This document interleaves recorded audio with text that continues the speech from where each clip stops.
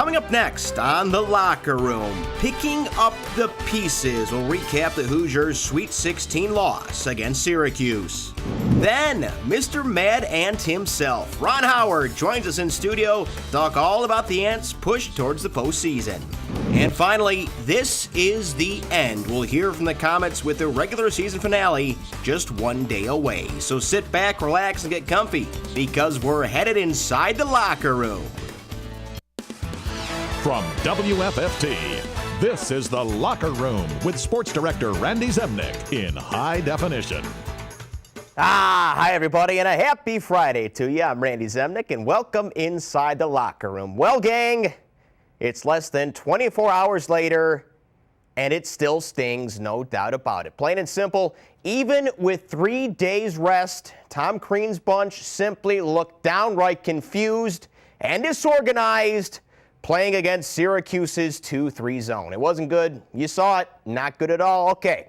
But Drew Amon from our sister station, WTVW, down in Evansville, he's got a full recap of the Hoosiers' 61-50 loss against the Orange in the Sweet 16.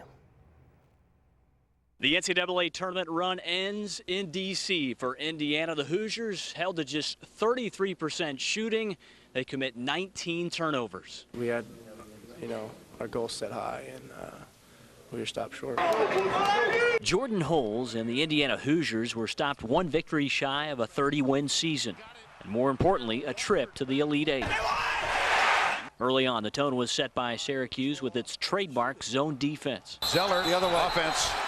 Our adrenaline was flowing a little bit too much. We were moving without the ball, trying to speed dribble and stuff like that. So, they did what they did well, and we got to learn from it.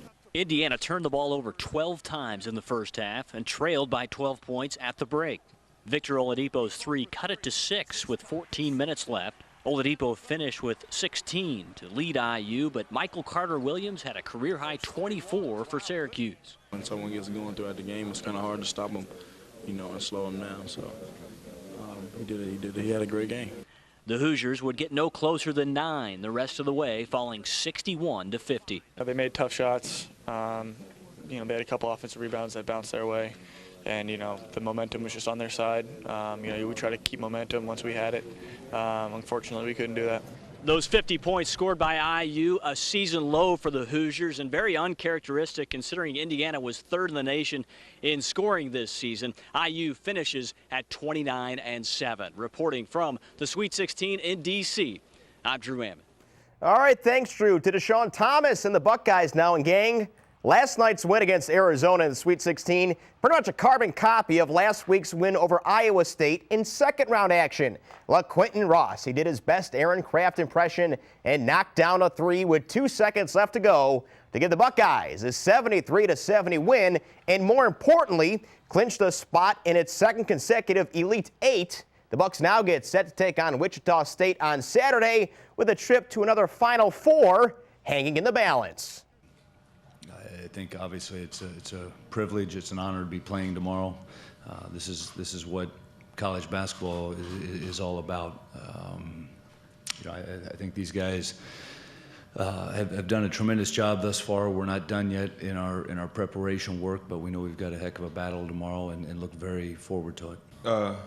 They're a good team. They physical, they play hard, they scrappy. We can't overlook these guys. They gonna give it their all out there, and we gonna need to come out there and match their intensity. They got nothing to lose, so they gonna come out there and try to get every loose ball, every rebound. So we gonna have to match that. They're a great team. They have a lot of talent. They play hard. They play scrappy, just like Deshaun said. And they're a team that's on a roll right now. They're playing their best basketball of the season, just like we're playing our best basketball of the season. So we really have to, take it upon ourselves to come out and play hard and execute on both sides of the ball for 40 minutes. And if we do that, we feel like we can win the game.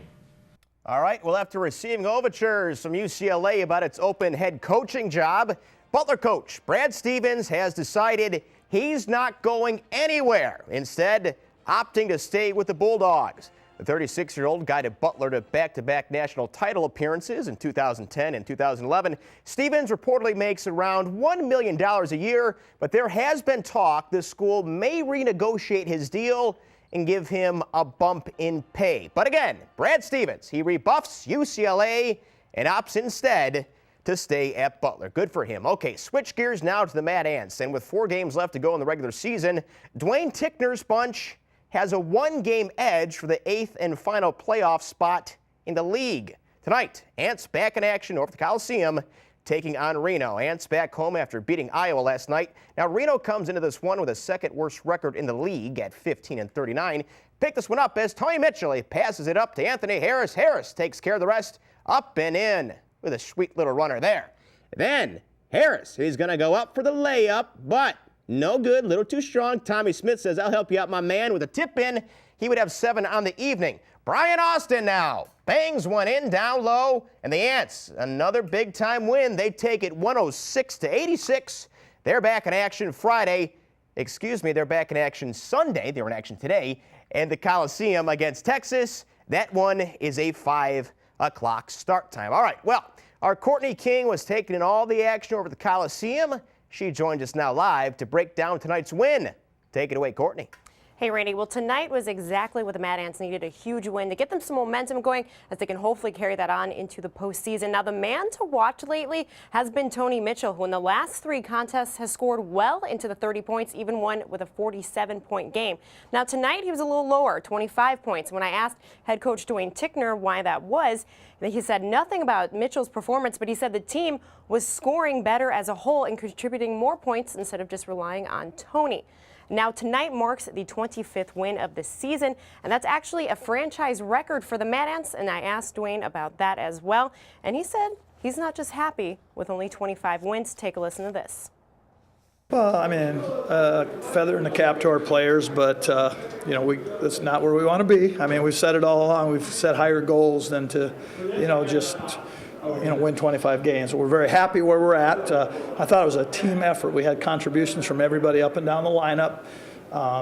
First half we had the starters got it off to a good start, and then the bench carried it over in the second half. I thought, they went to that zone, and Sadiel just went crazy on them and knocked some shots down for us. And when we had good ball movement, that's when we were really solid offensively. But defensive end of the floor, we were pretty good for 48 minutes. That's about as good as we can play. They made some tough shots, and we made them take tough shots because that's a veteran basketball team. Their record is no indication of the caliber of that team. They got 7 former NBA players on that roster, so that was a good win. I was a little nervous coming into tonight, especially after a road game and a tough travel day to day. So, it's a feather in the players' caps tonight. It had nothing to do with coaching. That was all the guys in that locker room over there. They did a great job. Really proud of them.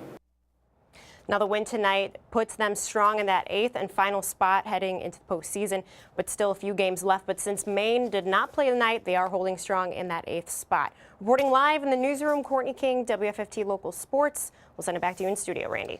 Thanks, Courtney. Some big news out of baseball now as the Tigers and Justin Verlander reach an agreement on a $140 million contract extension that will keep Verlander in Detroit through at least 2019. The new deal begins in 2015 and includes a $22 million option for a 6th year.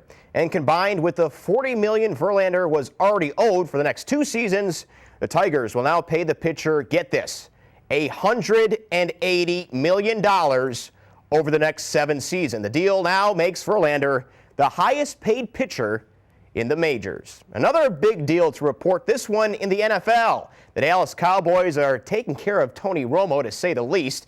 They have reached an agreement on a 6-year, $108 million contract extension with $55 million in guarantees. The deal makes Romo now the highest paid player in franchise history. Again, gang, not sure if he's worth that kind of cash at 32. Has not won the big one, but I digress. Okay, folks, we're going to burn our first time out, but don't you worry. We got plenty more locker room headed your way. Coming up next, joining us in studio, Mr. Mad Ant himself, Ron Howard, sits down to chat about the team's postseason run. Plus, we'll get an update on his recovery from that fractured hand. Won't want to miss it. We're back after a quick timeout.